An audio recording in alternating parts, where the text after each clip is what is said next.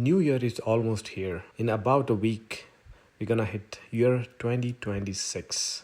After all the festivities and fireworks and parties are done, some of you might think about making this year a little better or maybe a year of tremendous success for you.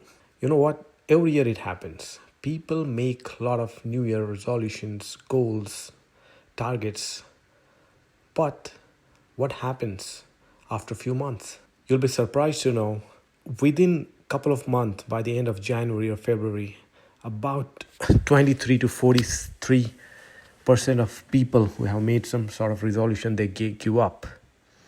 And if you look at the data, only about 6 to 9% of people, they held to their resolution and they found themselves making progress and achieving success. Only about 6 to 9%. That's crazy. Why is that? Why only about 6 to 9% of people, they stick to their goals till the month of December? They march through all the months, January, February, March, April, all the way to December.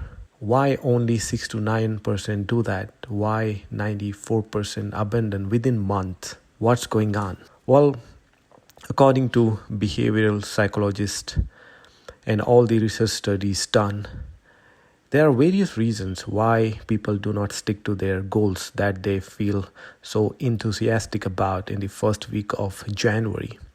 Some of the reasons are the goals they set are too vague, unrealistic, and too ambitious. Also, poor planning and their habit formation play an important role behind this fall. And also, some of them, they are not psychologically ready when they decide upon certain goals, such as to go for a course or lose weight or exercise regularly, for example. Also, they lose motivation.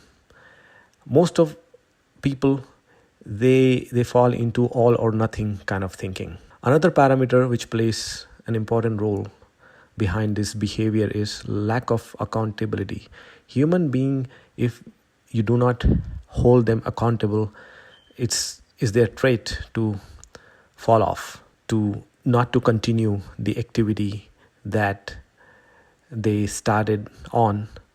And if they find there is no accountability, they're not going to stick to it. Also, poor timing and external factors play a vital role behind this shortfall. So the ultimate question would be how to make yourself stick to your resolutions that you make. Well, we all are built different. We all come from different backgrounds, different thinking habits, different values, beliefs, behaviors. But there are few things, they are common to majority of people. We all are emotional human beings. Unless and until we are told the thing or the activity you are spending your time on or effort on is of utmost importance, we humans try to dodge it after some time. If you do not feel an inherent need to continue despite all the difficulties, even though sometimes we feel like not doing it out of boredom or laziness, unless and until we march through that phase of life, those days, we cannot pursue any activity without fail, because humans are emotional beings. Along the similar lines, I would like to share this story.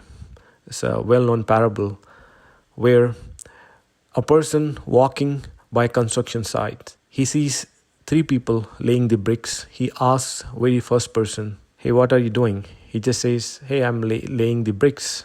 This is my job." He walks a little bit, he asks the second person, and he says, "I'm a bricklayer. I'm building a wall." Then he walks a little more and he asks the third person, "Hey, what are you doing?"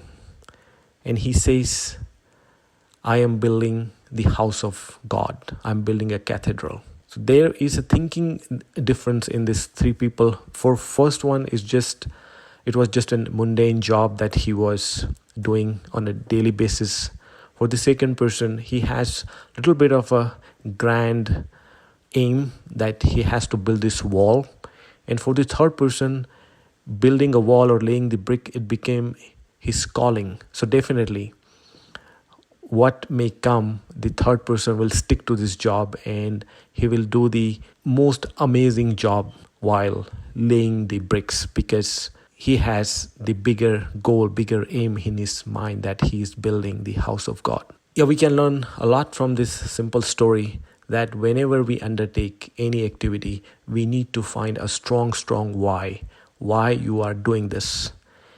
If the activity is a short term, it's fine. We can finish it off in a week or two.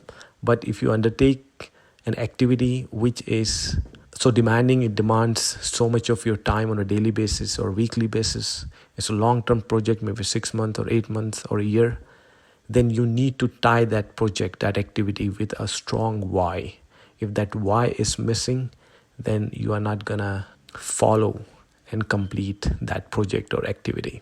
Let's have a look at 100 years of psychology studies. What does it tell you about the science of goal tracking and achievement? The foundation of achieving any goal is the setting the goal and having a feedback loop. Without these two, it's very difficult to achieve that goal. Also, you need to make sure you bridge the gap of between the intention and behavior. And this gap, if it exists, then it becomes nearly impossible to achieve any goal. So make sure you bridge the gap between your intention and behavior. Because intention is something you just think is passive, but behavior is activity bound. You put your time and effort. So make sure you bridge that gap. Also, monitoring is a key. It's a part of feedback. If you are not monitoring any progress you are making towards that goal or activity, then it becomes very difficult to achieve that goal. And also, modern neuroscience has discovered that whenever you make a tiny step towards achieving your goal, you get a dopamine boost, which is a happiness chemical, and which gives you this feeling of achieving something, which is a stepping stone to keep going till you achieve that goal. Having said that, let's talk about how to set your goals for year 2026. As I pointed out in that story, have a bigger purpose mindset, bigger than you. It's called build a cathedral mindset. Do not lay just bricks, but think each and every goal, each and every activity, or every single hour you're spending on any activity, this is part of something very, very big, something bigger than you. With that thinking, you jump to your strategic planning, how you're going to approach that particular goal of yours. You have to do that planning. For example, if you're trying to lose weight, definitely you need to cut down carbs and highly processed food and calories. So you need to make these strategic goals to eat vegetables and exercise regularly. The next step is on the execution. How you're going to execute this, right? It's not easy to stop yourself from eating all this delicious fried food. So you have to watch your habits and have a strong willpower, and day by day you can monitor yourself and develop those habits while executing your strategic plan. Also, when you find you are slipping up, make sure you practice self-compassion and have this resilience to bounce back and continue if you find yourself falling off your strategic planning, and if you end up eating unhealthy food, then that's okay. You can get back on track after a day or two once you find you can get back on the plan. And also, accountability plays a very important role. If you have someone accountable, if you have someone that you are sharing your progress, then that person can definitely boost you up that, and even they can stop you if they find you falling off your strategic plan, and actually both of you can help each other achieve your goals. So this is a little roadmap for you. Start, have a bigger purpose, plan accordingly, make sure you execute, practice resilience, and have an accountability partner. Now let's talk about how to set up the goals or resolutions for year 2026 and beyond. Very first step is obviously to make goals and make sure the goals are specific and very simple, tiny to follow. For example, if you want to lose weight, just state in a simple sentence that I want to lose this much weight by this much time. Say 10 kg by first 3 months, right?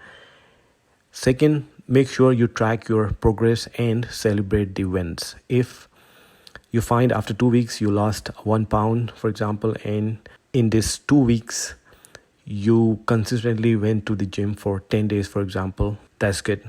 Make sure you track the progress and celebrate the wins. But make sure do not celebrate by giving away what you have achieved. People often do that.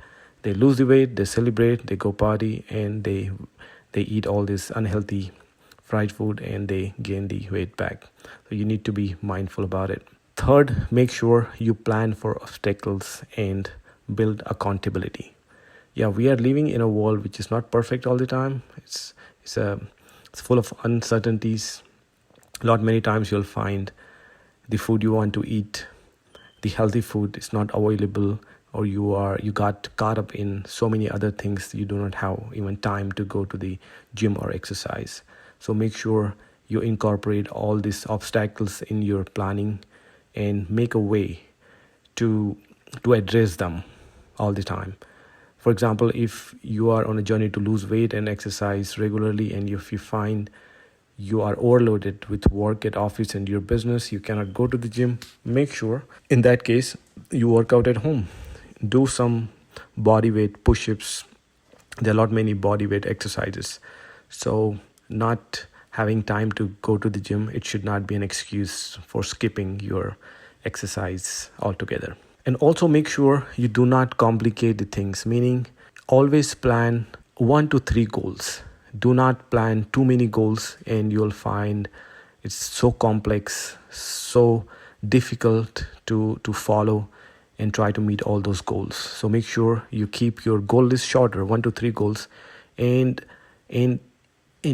begin to identify yourself with those goals. For example, if you're trying to lose weight and get healthy, see yourself as a healthy person, as a fit person, as an athlete. You know what athletes do?